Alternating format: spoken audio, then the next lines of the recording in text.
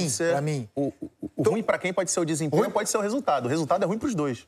Será que é tão ruim assim pro Botafogo? Empatar como visitante contra o Pensando Flamengo? pro que é o objetivo lá na frente, que é o Palmeiras líder. Aí, mas o Palmeiras, você acha que o Botafogo tá mirando o Palmeiras? Ah, tem que mirar. Você acha que o Botafogo não tá mirando o título? Pra mim, não. Ah, mas tem que mirar. Do brasileiro? Eu acho que eu não vejo o Botafogo candidato ao título brasileiro. Não, eu tô com você nessa questão. A gente olhar e falar se é candidato ou não é uma outra história. Agora, que o Botafogo tem que estar mirando, tem. Eu não vejo... Mas eu acho que ele nem tá mirando. Se você mirar tudo, você não ganha Libertadores, né? Exatamente. O Botafogo do primeiro. Exatamente. O Botafogo tá mirando a ano passado Libertadores. mirou tudo, foi campeão brasileiro. Mas o Botafogo no ano passado tinha elenco pra mirar tudo. O Botafogo do primeiro Okay. semestre, esse Botafogo de agora, ele não está no Campeonato Brasileiro para brigar pelo título. O Botafogo do segundo semestre, que a gente não sabe quais serão as movimentações de mercado, pode vir a estar brigando pelo título. O Botafogo do ano passado, para mim, era o melhor elenco do Brasil. E ficou melhor ainda no meio do ano. O Botafogo desse primeiro semestre, ele, penso eu... Essas 12 rodadas. Ele está brigando por uma vaga de Libertadores. Exatamente. Apenas. Nesse momento, no Campeonato Brasileiro, brigam pelo título Palmeiras, Flamengo e Cruzeiro. Nesse momento, hoje, dia 19 de maio de 2025, o campeonato vai parar em junho. E Cruzeiro muito em função de estar fora da Sul-Americana, poder se dedicar só ao concordo com você. Então, esse Botafogo, ontem, ele engatilhou uma sequência que começou num jogo terrível, onde ele mal não sabe como conseguiu a vitória, que foi contra o Carabobo.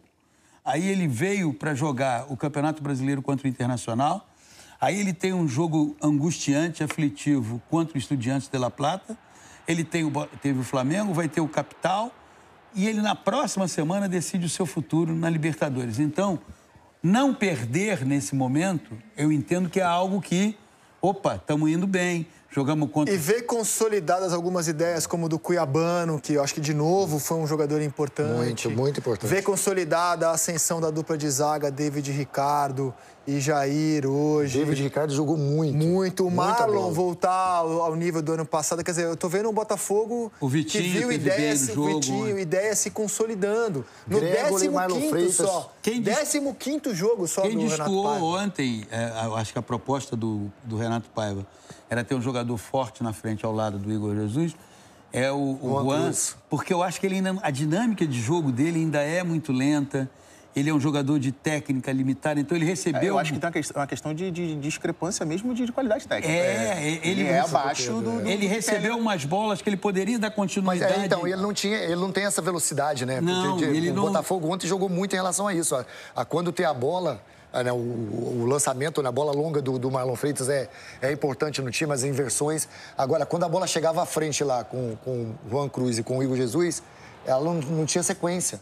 Então, o Botafogo tinha essa dificuldade, mas quando conseguiu, todas as vezes que chegou, trouxe perigo ao Flamengo, trouxe dificuldade ao Flamengo. Assim, a ideia, principalmente, é a questão da maneira de solução como se encontrou.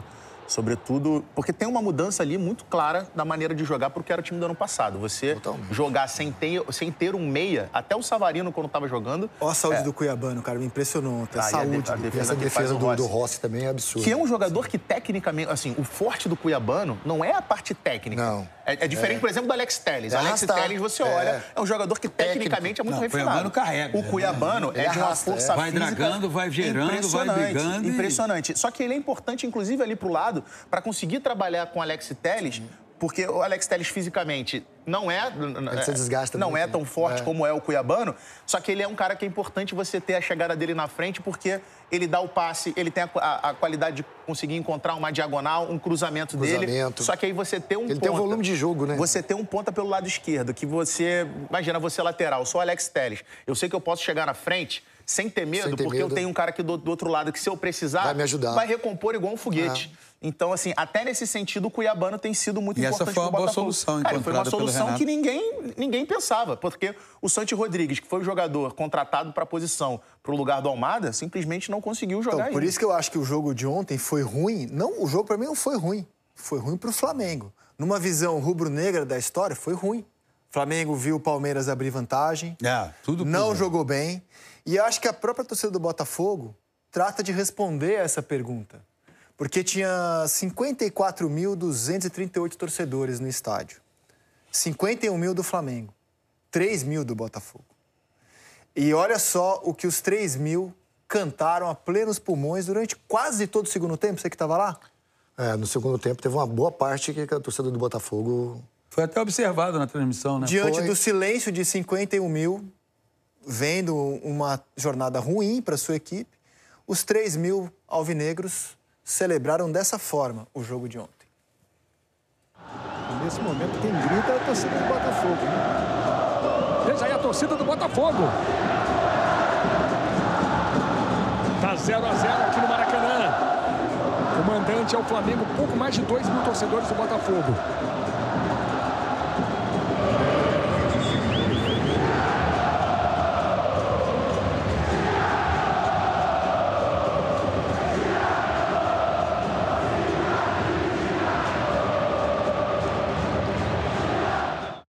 Eu acho que tem duas questões aí com relação a isso que a gente acabou de ver. A primeira questão é a torcida no estádio, ela é diretamente reflexo do que é o time em campo. Perfeito. Então, assim, a torcida do Botafogo estava inflamada, cantando, porque o torcedor do Botafogo estava percebendo que o time estava melhor no jogo, que o time estava subindo a torcida, que era completamente diferente do cenário da torcida do Flamengo. E uma outra questão, e aí tem mais a ver com a torcida do Flamengo, eu frequento estádio direto. Vou a jogos do Flamengo, a jogos do Botafogo no Newton Santos, a jogos do Vasco no São Januário, do Fluminense no Maracanã. E se você conversar com torcedores flamenguistas, isso é um fato. Até pela questão da mudança de preços dos ingressos, o perfil do torcedor do Flamengo, ele se transformou de 2019 para cá.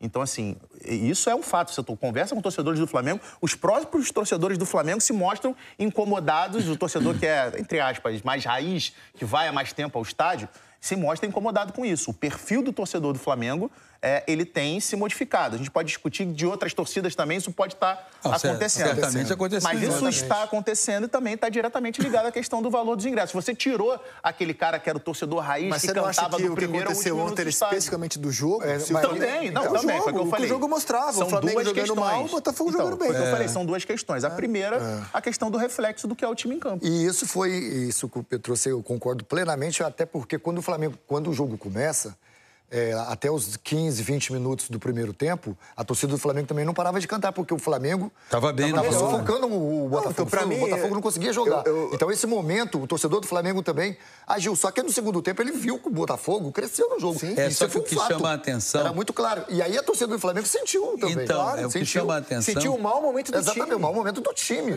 que era dentro do campo, que era muito claro. O que chama a atenção é porque quem acompanha futebol há muito tempo, coisa e tal, especialmente com o Flamengo, e você viveu isso, é que havia um perfil de torcedor do Flamengo que mesmo o time jogando mal, aí é que ele se esgoelava mesmo. Aí é que ele ia para... Mas esse perfil eu acho que mudou muito. Mudou. De 19 para cá, quando passou a ser um perfil de uma exigência que você viu um negócio maravilhoso e não quer descer daquele patamar. E a do Botafogo ontem, 3 mil botafoguenses. Foram lá para... O jogo começa com o predomínio do Flamengo. O Flamengo não deixando o Botafogo sequer entrar no seu próprio campo.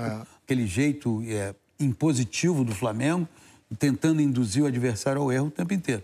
Vai passando o tempo, o Botafogo com uma formação que tinha o Alan pelo lado direito, o Juan, sem velocidade, porque o Cuiabano não é um jogador de velocidade. Então o Marlon já fica tolhido. Para quem que ele vai lançar? A bola batia e voltava toda hora. Exatamente. A partir de um determinado instante, o Botafogo, especialmente, acentuadamente no segundo tempo, é um jogo Botafogo mais presente. Mas já no final do primeiro tempo, o Botafogo já começa... Parece que quero mostrar as escalações iniciais e como eles terminaram o jogo, que vai fazer a gente refletir lá na discussão original sobre elenco. Então, os times com desfalques, os dois com desfalques. Os dois tinham desfalques desfigurados. Aqui está a formação inicial deles. Flamengo sem Gerson, sem Arrascaeta. Pulgar. O Botafogo sem Savarino. Sem Arthur, sem a sua dupla de zaga titular, apesar do David Ricardo ter jogado muito bem, né? E aí, olha só como os times terminam. Cara, o Flamengo termina de um jeito que você fala, poxa, não é uma máquina. Longe disso. Pois eu longe disso. Juninho, que, tem dificuldade de substituir. Tá sofrendo muito. Tá sofrendo muito. Né? Matheus Gonçalves, Everton Araújo, Varela... ali improvisado. Varela de meia. De meia, improvisado. Assim, terminou assim o Flamengo. Everton Araújo. Né? Isso porque o Léo Ortiz já tinha sido utilizado. No lado do Botafogo, saiu já desgastado. O Varela termina, mas o Léo Ortiz já tinha sido volante. E no lado do Botafogo, o Santiago Rodrigues, que não jogava desde novembro, começou a jogar, no segundo jogo sofreu uma lesão. Natan entrou. O Natan, que é um jogador, eu estava conversando com o Pedro, Paulo. O Natan é um jogador que vai precisar muito ser trabalhado. Você tem que, primeiro, assim, prioritariamente, você atua o quê? Aberto ou por dentro? Por dentro. Qual é a sua característica? A velocidade ou o jogo aproximado? Vai no fundo, cruza ou chuta pro gol? Vai pro gol. Ele ontem tentou uma jogada que ele vem pela meia esquerda, aí quando ele vai dar um corte, ele escorrega e cai. Quer dizer, então é um jogador promissor. Agora... Trabalhar o acabamento da jogada. Para mim, hoje, no futebol brasileiro, nós vamos falar daqui a pouco do Bavi. Você comentou esse jogo, né? Comentei. Para mim, um jogador que é um exemplo no futebol brasileiro chama-se Eric Pulga. Qualquer seleção de rodada, para mim, ele está dentro. É um dos melhores jogadores... Calma, pô. Tem que esperar o cara jogar na rodada, hein? Pode começar. Eric Pulga? Não, das que...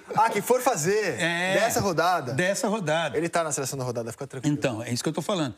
É um jogador que tem um nível de ambição elevadíssimo, um nível de competitividade... Então, guarda a sua empolgação, que já a gente vai pro Bavi. Só vou encerrar o Clássico Carioca. Rapidinho, posso só uma questão tática ontem, que a gente, pelo menos eu não lembro aqui da gente ter passado, que acho que foi muito inteligente da parte do Renato Paiva com relação à montagem do time do Botafogo. Porque é algo que ele não tinha feito até então. O Botafogo, quando jogava, era o jogador de velocidade pelo lado. Ele entra com o Alan ali justamente para segurar o lado que é forte do Everton. E segurou. O Alexandre segurou. Jogou bem o Alan. Vamos ouvir agora Felipe Luiz e Renato Paiva. Ficou bem evidente o momento, a semana. Jogamos sábado contra o Bahia e quinta-feira na Libertadores, para depois jogar domingo. Quinta-feira, 9h30, para jogar domingo às 6h30. É uma coisa inexplicável, né? Tivemos menos de 72 horas para descansar. E óbvio que enquanto a perna está fresca, dura, a saúde dos jogadores... O futebol está ali. Agora, desse jeito, que o torcedor se acostume. Os melhores não vão estar no campo. Nem aqui, nem o do Palmeiras, nem do Botafogo, nem... É simples assim, né? Então, hoje realmente perdemos o Arrascaeta, não conseguiu vir pro jogo, não está em condições de jogar.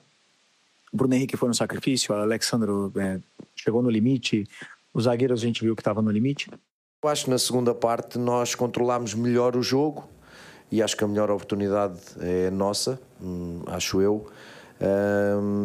E outra vez aquele plus que nos falta no último passe, na última decisão, e às vezes em situações de superioridade numérica nós podíamos ter tirado partido de um ao outro contra-ataque, de uma outra bola mais longa que nós ou ganhámos numa primeira ou ganhámos numa segunda bola e podíamos ter definido melhor. Mas acho que a equipa, essencialmente, dei os parabéns aos jogadores pelo jogo que fizeram, porque não é um campo fácil nem um adversário fácil. Jogaram como se joga um clássico, representaram dignamente o campeão da Série A do Brasil e acho que de facto a melhor oportunidade é nossa e que podíamos ter feito golo aí, mas obviamente entendo que o empate é justo. Um asterisco na fala do Felipe Luiz é que os problemas que o Flamengo tem, o Botafogo tinha ontem também. Ele é comum a equipes que estão tendo que jogar as competições... E jogou no domingo o Botafogo, o Flamengo jogou no sábado.